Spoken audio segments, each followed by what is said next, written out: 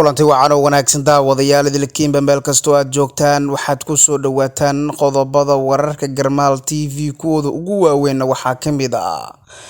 faahfaahin ka soo baxaya dhaqdhaqaaqyada ciidamada Ruushka ka wada xuduudda waqooyi bari ee dalka Ukraine wararkii ugu dambeeyay ee arrimahaasi ku saabsan ayaan idiin soo gudbin doonaa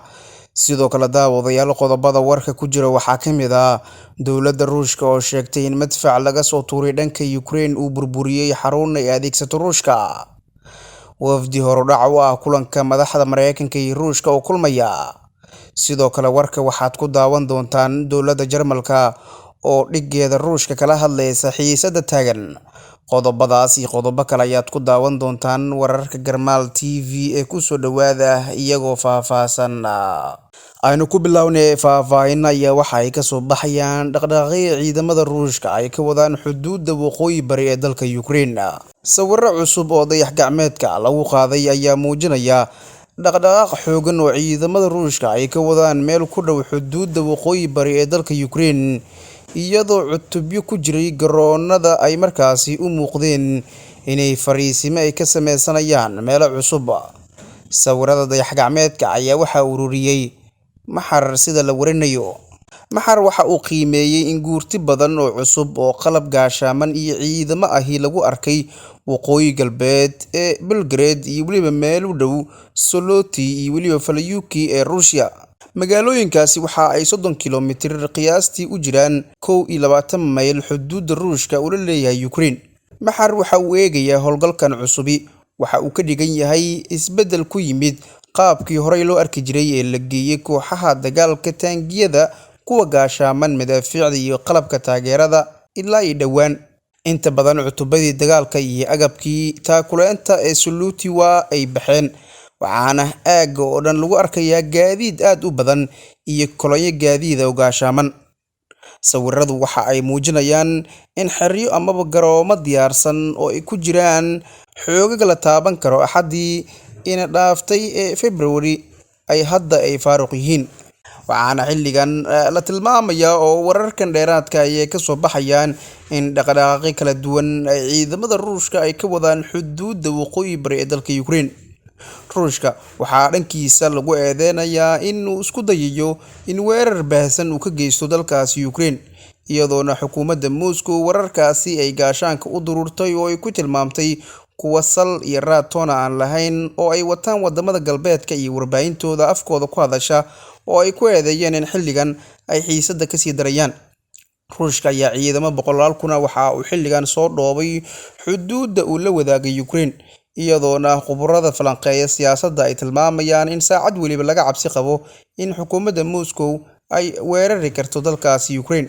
dhanka kalena dawladda Ruushka ayaa sheegtay in madfac laga soo tuuray Ukraine uu burburiyay xarun ay adeegsato Ruushka Moscow ayaa sheegtay in madfac laga soo tuuray Ukraine uu burburiyay xarun xuduudeed oo ay adeegsato adeegga amniga federaalka ee Ruushka ee loo soo gaabiyo FSB laamaha ammaanka ayaa bayaan ay soo saareen waxa ay ku sheegeen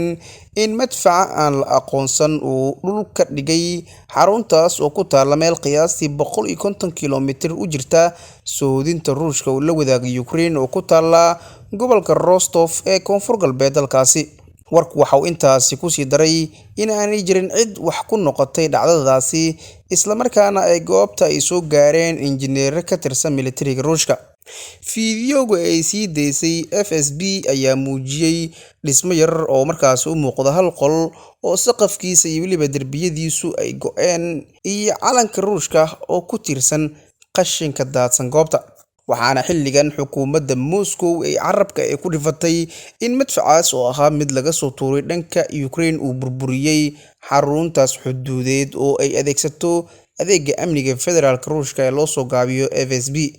laamaha ammaanka ee dalkaasi Ruushka xilligan bayaan ay soo saareen ay ku sheegeen in madfacaasi oo aan la aqoonsan uu dhulka u dhigay xaruntaas gabi ahaanba oo ku taala meel qiyaastii 150 kilomitir u jirta soodinta Ruushka oo la wadaagay Ukraine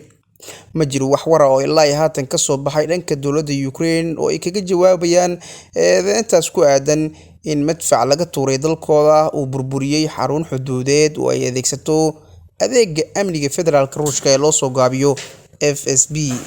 dhanka kalena wafdi hordhac u ah kulanka madaxda Mareykanka iyo Ruushka ayaa la filayaa inay kulmaan.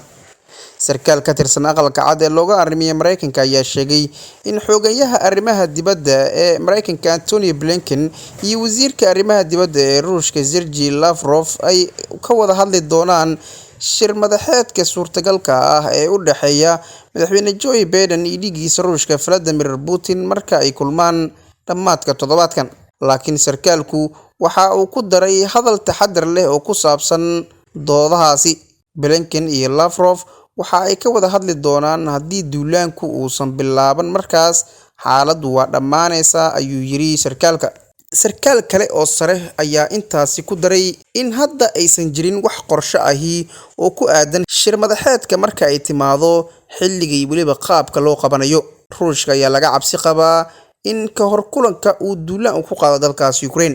waxaana Mareykanka xilligan ay ka digayaan in kulanka laga yaabo inuu dhex maro toddobaadkan dhammaadkiisa madaxweynaha Mareykanka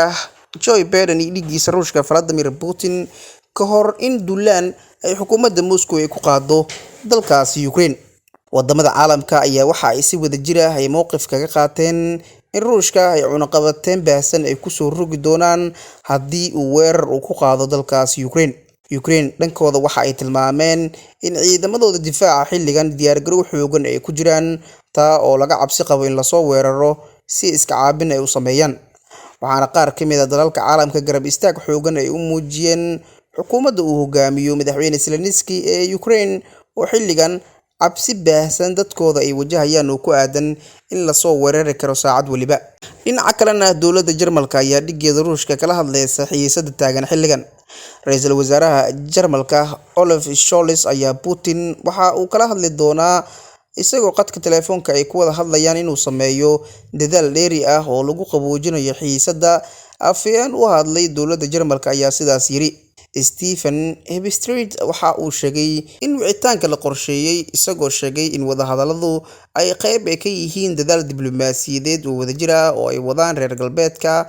si ay markaas uga hortagaan masiibo ka dhacday Ukraine. Jarmalka waxa ay sheegtay in xilligan ay si weyn ay qayb kaga noqonayso wadamada xalka diblomaasiyadeed u raadinaya xiisada ka taagan dalkaas Ukraine oo u dhaxaysa wadamada Ruushka iyo Ukraine. waxaana ra'iisul wasaaraha dalkaas Jarmalka Olaf Scholz uu xilligan uu tilmaamay in xukuumadda Berlin ay xusulduub xoogan ay ugu jirto sidii xalka madambeys looga gaari lahaa xiisadaasi taagan. waxaana uu tilmaamay ra'iisul wasaaraha dalkaasi in laga baaqsan karo in dhiig uu ku daato dalkaasi oo Ruushka uu weerar ku qaado Ukraine, iyadoo si isku mid ah loogu digayo Ruushka in faragelin amaba dagaal toos ah uu ka geysto dalkaasi Ukraine.